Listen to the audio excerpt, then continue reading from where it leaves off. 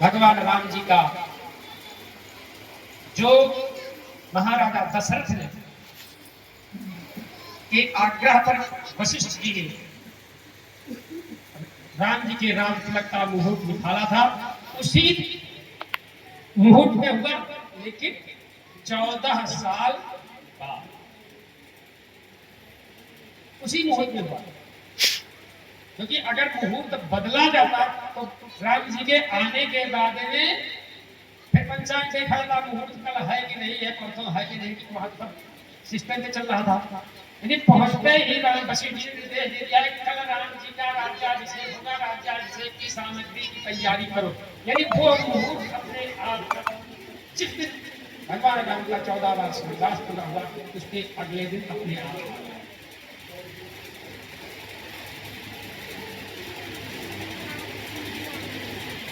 हमें अपने ग्रंथों को देखना चाहिए, पढ़ना चाहिए, मनन करना चाहिए, चिंतन करना चाहिए। आज चिंतन कीजिए हमारे घर की क्या विधि व्यवस्था है, हम कहां से कहां जा रहे हैं। चर्चाएं बहुत हुई थी, समय अभाव बहुत सारे लोगों को अयोध्या दर्शन उपरांत अपने अपने घरों की चिंता हो रही है। तो राम जी ने भी कहा था सदा रहो पुरयावत जाता, लेकिन यह केवल एक ही व्यक्ति को कहा था, सबको नहीं कहा था। भगवान राम ने केवल एक ही व्यक्ति को कहा है सदा रहो पुरयावत जाता, बाकी किसी को नहीं कहा। स्वामी जी ने भी लिखा केवल एक व्यक्ति के लिए लिखा है, और वह एक व्यक्ति राम जी ने किसको कहा, जिसके हृदय में राम जी के प्रति अंतरंग प्रेम, जिसने राम जी के लिए, राम जी के परिवार से युद्ध करने के लिए तत्पर हो गया, भरत जी से युद्ध करने के लिए तत्पर हो गया। भरत जी से मुकाबला करने का मतलब हुआ राम जी से मुकाबला करना, यानी भरत जी से जो युद्ध करने के लिए तत्पर हुआ, उसी एक व्यक्ति को राम जी ने कहा है निषाद राज सदा रहो पुरयावत जाता। सुग्रीव को पठाया जाएगा, अंगद को पठाया, लंका मती पठाया, कुछ दूर तक चले गए, राम राम अच्छा आप चलते हैं, आप लोग चले जाइएगा। लेकिन जब निषाद राज को भेजा हुआ तो निज अंतरंग, निज अपने वस्त्रों को से निषाद राज किया, अभिषेक करने के बाद निषाद राज से कहा सदा रहो पुरयावत जाता। दो शब्द और मेरे हैं, हमारे जीवन में नाना प्रकार की चिंताएं लगी रहती हैं। हम ये पूजा करें कि वो पूजा करें, वो पंडित जी वो पूजा कर रहे हैं उससे कल्याण हो जाएगा, वो पंडित जी वो पूजा कर रहे हैं उनसे कल्याण हो जाएगा, उनसे बड़े पंडित जी के पास हो जाए ये पूजा हो जाए, उनके बाबा के पास पहुंचे तो वो पूजा हो जाएगा। आज तक राम जी को मिले बहुत जीव, जिसने खोजा उनको मिले, लेकिन दो ही व्यक्ति ऐसे हैं जिन्होंने नहीं खोजा, जिनको राम जी ने खोजा। बाका जीव मात्र राम जी की खोज में, परम सत्ता की खोज में हम आप भी उसी कड़ी में कितना मिलेंगे पता नहीं, लेकिन दो जीव ऐसे हैं जिन्होंने राम जी को खोजा नहीं है। एक परम श्रद्धेय दिव्य विभूति महाराज जटायु, जटायु जी राम जी को खोजने नहीं गए,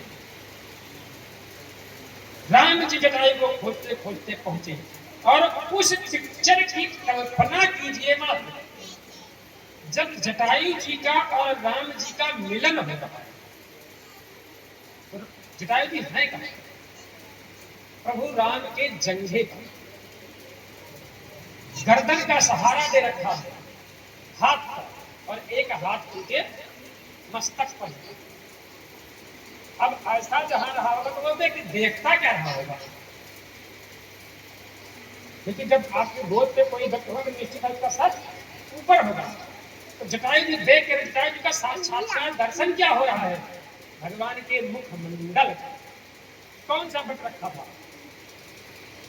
कौन सी तपस्या की थी, कितनी यज्ञ किया था, कितना भजन किया था,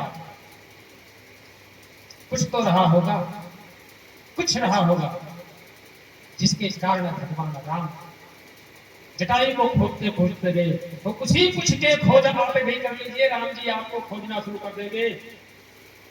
भगवती सबरी दूसरी है, कभी नहीं खोजा। उनके गुरुदेव मतंग भगवान महर्षि मतंग ने कहा था बेटी की वे सबरी मिलेंगे, कहाँ मिलेंगे, कब मिलेंगे, कुछ नहीं कहा था, प्रधान गमन हो गया था उनका। और उस समय सबरी की अवस्था मात्र 12 वर्ष की थी। अब राम जी का जन्म भी नहीं हुआ था और युवा बाल्यावस्था से लेकर के भगवती सबरी वृद्धावस्था को प्राप्त हो गई। एक ही पूजा थी, राम जी आएंगे तो खिलाएंगे क्या, पिलाएंगे क्या, बैठाएंगे, यही पूजा में जीवन बिता दिया। श्रद्धा में कहीं कमी नहीं आने दी। तब भगवान राम मां सबरी ने, तो हम सब जो पूजा सबरी ने की वो हम अपने जीवन में उतार लें। हम किसी को खोजेंगे तो हो सकता है रास्ता भटक जाए, भूल जाए, कुछ रास्ते पे ना पहुंचे, लेकिन वो हमें खोजेगा तो निश्चित है खोजेगा। तो ऐसे कर्म हमारे राम जी। और यह पाने के लिए दो से हमें अपनी समीक्षा करनी पड़ेगी, उन दो के गुण हमें अपने अंदर लाने पड़ेंगे। एक या तो महाराज जटायु या भगवती मां सबरी की भक्ति हमें चाहिए, जटायु का त्याग चाहिए। जटायु के पास निश्चल, निष्प्रेम, निस्वार्थ त्याग था। एक ही भक्ति थी जटायु की, निश्चल, निष्प्रेम, निस्वार्थ त्याग था। ऐसा नहीं है कि सीता का जब हरण हो रहा था तो पंचवटी खाली नहीं थी, बहुत सारे साधु संत थे, भगवान शिव विराजमान थे, अगस्त जी विराजमान थे, अनेक प्रकार की वहां की आबादी थी। किसी ने सीता का सहायता करने के लिए एक कदम आगे इसलिए नहीं बढ़ा, सब जानते थे कि रावण पर विजय प्राप्त नहीं की जा सकती है। लेकिन जैसे भगवती सीता के शब्द सुना जटायु ने, जटायु भी जानता था लेकिन विचार नहीं किया। जहां आदमियों ने, जहां देवताओं ने मर्यादा का त्याग कर दिया, वहां एक पक्षी गिद्धराज ने आगे आकर के सनातन संस्कृति के लिए, सनातन मर्यादा के लिए अपने प्राणों की आहुति दी। और जटायु चाहता तो मर्यादित युद्ध किया। लिखा हुआ है कि जटायु के प्रहार से रावण को मूर्छा आ गई है, रथ छोड़ के गिर के जमीन पर गिर गया है रावण। और जब रावण जमीन पर गिरा उस समय जटायु ने रावण पर प्रहार नहीं किया। और जब चेतना रावण को आती है तो अपने चंद्रहास से जटायु जी का पर कतर देता है, असहाय हो जाते।